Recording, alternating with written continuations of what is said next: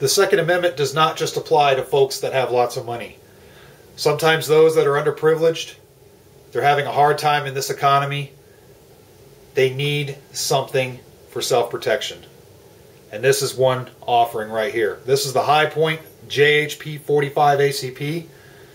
I picked this gun up today for $159. This gun provides 9 rounds magazine capacity of 45 plus 1 in the hole for a total of 10 rounds of 45 at my fingertips. There's nobody out there that will argue whether or not 10 rounds of 45 at your fingertips is enough stopping power. A lot of people scoff the High Point, but there's one fact that remains true. High Point is popular these days for one reason: they do work.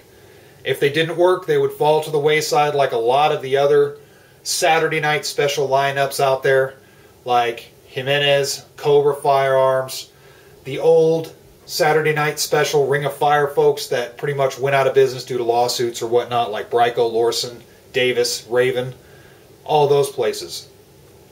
The High Point Company took that formula and actually made it work. And you've seen it in a lot of my other videos. I'm sure I'm going to get a lot of comments on this video talking about why I shouldn't be spending time on such crap, why it's horrible, why it's a POS, why High Points are junk. But in my experience, a High Point does work. Granted, the one weak spot of the High Point system is the magazine, but they are getting better. And the magazines are more reliable in these bigger High Points, the 40 and 45s, than they are in the 9mm. So that is one plus with getting the 40 or 45 model, such as this. Now, don't expect the gun to be as fancy as a 1911 for 150 bucks. You can see it right here. It's ugly. I did put a Hogue handle on it just because I have larger hands. Fits my hand better. But as you can see, it's a very clunky, bulky handgun. You would think with this gun being so bulky that it would fire 44 ammunition or 50 caliber ammo. But no, it's just chambered for 45. Here's a couple extra magazines loaded to capacity right here.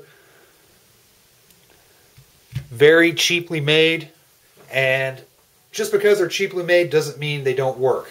They just took away the fluff and they stuck with the basic operating design and stuck with what they needed in order to make a handgun that works.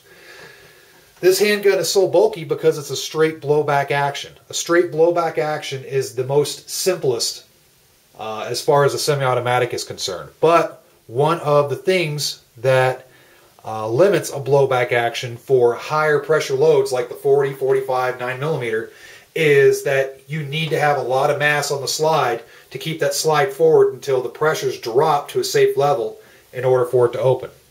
Because if the slide is too light and moves back too fast, too quickly, all that pressure doesn't leave the barrel, it goes out the chamber, and that is really bad consequences. In contrast, you can see the C9 isn't as big. As you can see, it's definitely smaller. So you can kind of see, and when you compare the two, a lot of people go, well, why in the world do they call the C9 the compact? Well, compared to the 45, it definitely is compact. But it's a very simple design. Everything is very simply made, and the great thing is, for a $150 gun, if you do experience a breakage, you send it in and it's fixed. No questions asked. And a lot of times they send it back to you with an extra magazine just for the trouble. So for me, it's great to know that a company provides that kind of support behind their product, especially if the product is only $150. There's firearms out there, there's handguns that are $500 or more, and the company doesn't provide that kind of support. And it sucks, because you would think with a more expensive handgun you would get that much more support if it goes down. Because if a High Point goes down, it's not going to be a super big deal to me. I just send it in and get it fixed. If my SIG that I carry on a day-to-day basis, if this goes down, it's a little bit bigger deal, because I'm not going to get the same type of service as I would from High Point. It is what it is. So I just wanted to show you real quick this handgun.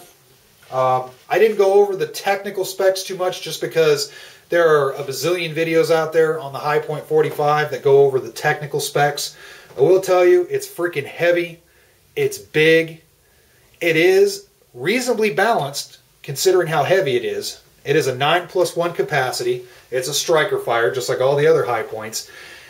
It comes with the basic safety, just like all the other high points. And you can see on the high points, I kind of prefer the ghost ring sights, but you can get the standard 3-dot, which is normally the yellow front with the red in the back for contrasting.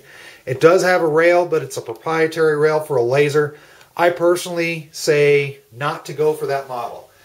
Typically, dealers will offer the model with the laser for an additional $50 or $60, and it's not worth it in my opinion, because in reality that laser is like a $10, $20 laser. So I just opt with the model without the laser. Honestly, I'm not a big fan of pistol lasers because I found that I can get a sight picture faster than I can looking for a laser dot on a target. So I never worry about the lasers. I guess a laser's good for shock and awe value.